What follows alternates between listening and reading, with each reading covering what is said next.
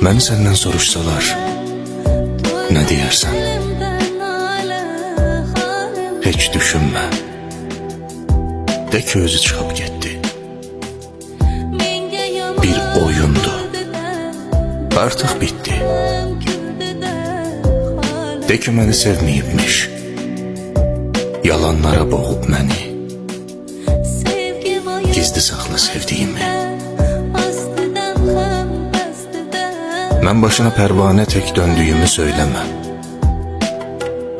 Bircə yerin ağrısa qaça-qaça gəlməyimi, yedirdiyim yeməyimi gizli saxla. De ki, getdi özü, danışmadı, bitdi sözü.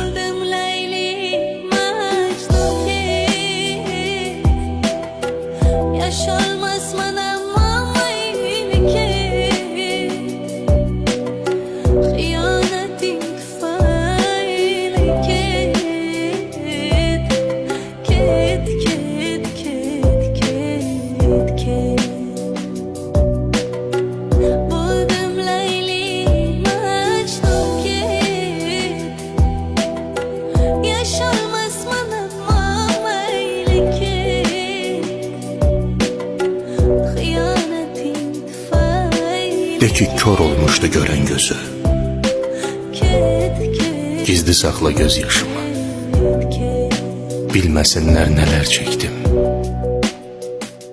İtirmişdim zülüm çəkən başımı. De ki, vəfasızdı, insafsızdı.